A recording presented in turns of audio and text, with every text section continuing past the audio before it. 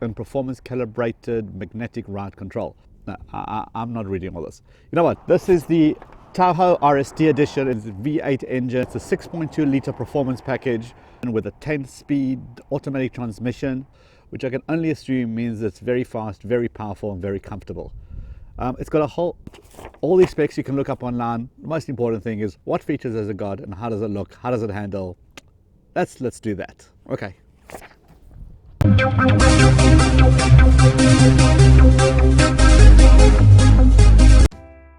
This has to be one of my favorite features. I looked out the window and I saw that the Chev was covered over with some snow and some ice from the night before. Now, there's no way that's drivable. Normally I would have to scrape the windscreen before I can get going. However, with this feature, it's amazing.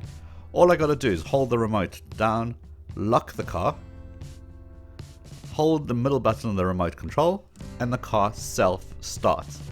Now, when it does that, the heater is set to come on, starts to make the car nice and toasty, and of course, the windscreen loses all that ice. By comparison, this is the other vehicle that was left outside. Yeah, definitely not drivable. And if I turn over to the Chev now, a couple of minutes later, this is what it looks like. All right, let's get in. And it is absolutely wow. So much luxury, so many features, such a big SUV. Let's talk about some of the tech. I love the heads-up display right into your vision. As you're facing forward, you get access to all the information that you need. So things like navigation, how fast you're going, the speed limit, all of those can be changed at a touch of a button right here. You can raise the height of the heads-up display as well as make it brighter or dimmer depending on the conditions that you're driving. I must say, even during very bright sunlight, it's still visible, sometimes less so, of course, because it's a reflection on your front windscreen. So that's great. Second thing is collision, what do they call it? The collision alert. Now what that means is that when you're getting too close to the car in front of you, it alerts you. There's a green little car icon on your dashboard and your heads-up display. If you're getting too close, that changes to orange. Now, if you still continue to carry on closer and closer to the car in front of you, you can actually set it to automatically brake for you. So if you're distracted, the car will actually brake for you. Good move.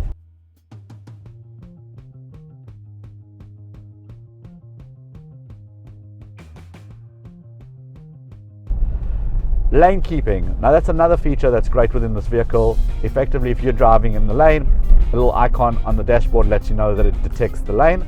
And as soon as you start to veer either to the left or to the right of the lane, that icon changes to orange as well. If you don't take any corrective steps, the steering wheel actually turns slightly to adjust to put you back into that lane. Now, don't make the mistake of thinking that this is a self-driving car and you can use that feature to bounce your way in between the lanes until you get home.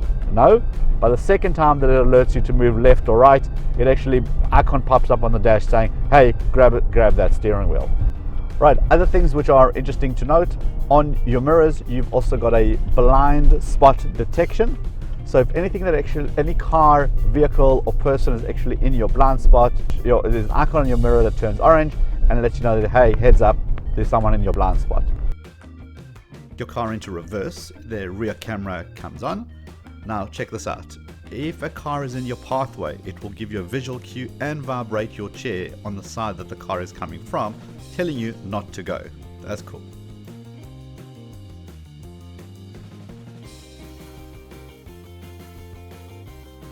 There is wireless charging. Now this is the Samsung Galaxy S6 from many years ago, because obviously Samsung had wireless charging quite a while ago. Simply drop it in here and it charges. There it is. This car has got lots of USB ports. A lot of them are hidden. Well, let me show you what I mean. Open that up. Right, so that's one, that's two. Cigarette lighter, well, what we used to call cigarette lighters. Not sure what they call them now. So you got that as well. Next option here. Two more USB ports. Another cigarette lighter. Right, this is your front console, and here is a hidden feature. very James Bondy like. But inside here, you can see another USB charger. What would you use this compartment for? Let me know. Hit the comments below, see what you guys would use it for. Yeah, but very cool though, right?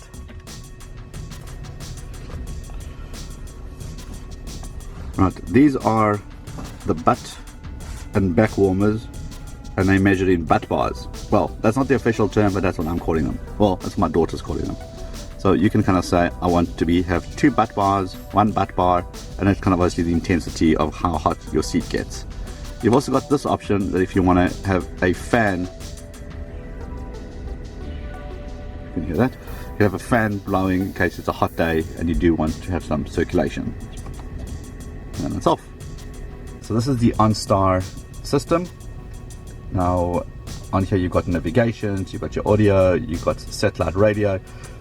The car comes with 4G hotspot, so you've got that as well. Can sit up to 7 people can connect to the hotspot at the same time, which is pretty cool. The system is customizable. You can basically hold it down and you can move your icon to wherever you want to place them so that it's more comfortable for you. But at the top here, you've got obviously your glasses case, but check this out. So this allows you to keep an eye on the kids at the back. That's smart. Of the back, so in the back seat you do have access to a full power adapter, as well as yet another cigarette lighter charger port thingy. You've also got 2 additional USB ports, as you can see here, and an HDMI port as well for the entertainment system. The kids can control their own temperature, so there's none of this make it hot, make it colder story anymore, which is a big win. Looking up to the ceiling, you've got a flip down TV, as well as all the various controls which go along with said TV.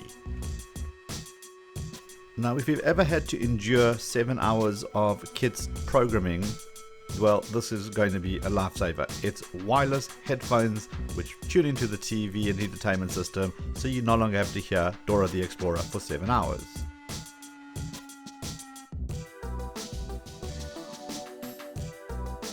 We'll tap the remote control and the back opens up nice and smooth, and you notice you don't have much room.